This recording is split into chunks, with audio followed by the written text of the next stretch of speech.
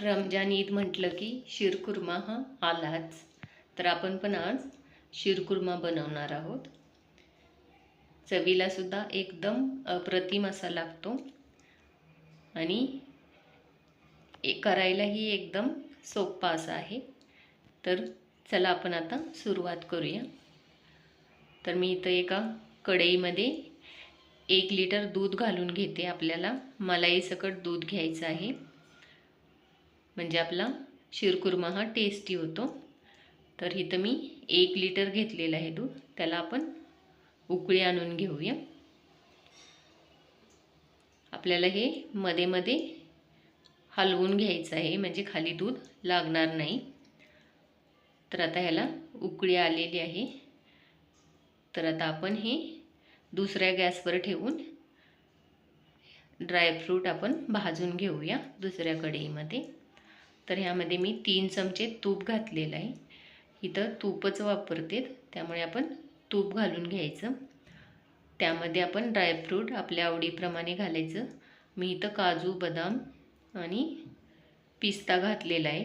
इथं तुम्ही खजूरसुद्धा बारीक कट करून घालू शकता किंवा खारीक. तर आता ह्यामध्ये आपण हे भाजलं की ह्यामध्ये मनुके घालून घ्यायचे. मनुके पटकन भाजले जातात, त्यामुळे थोडे लास्टला घातलेले आहेत. हे मनुके पूर्ण फुगतात. तर आता तुम्ही बघू शकता हे भाजलेले आहेत. तर आता ह्यामध्ये आपण शेव घालून घेऊया. ही एकदम बारीक शेव आहे, ती आपण ह्या ड्रायफ्रूट सोबतच 2 मिनिटासाठी भाजून घ्यायची आहे. आपण हे मीडियम गॅसवरच भाजून घ्यायचं, नाहीतर एकदम करपल्यासारखं होईल. तर आता हे आपलं भाजून झालेलं आहे. तर आपण हे दुधामध्ये घालून घेऊया.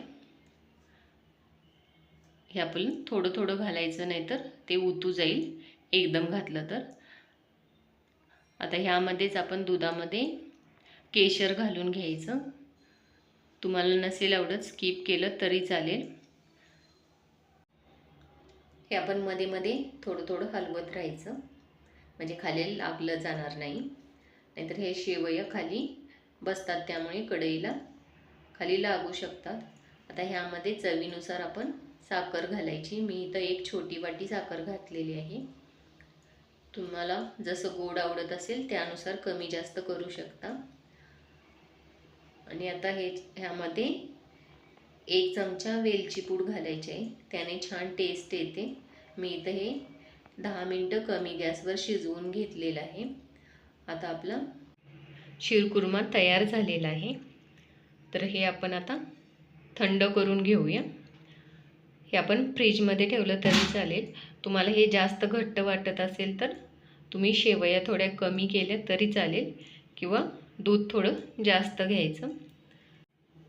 तर आता आपलं हे सर्व करायला तयार आहे. तर तुम्हाला माझी रेसिपी आवडली असल्यास लाईक करा, कमेंट करा आणि चॅनेलवर नवीन असाल तर चॅनेलला सबस्क्राईब करा. थँक्यू.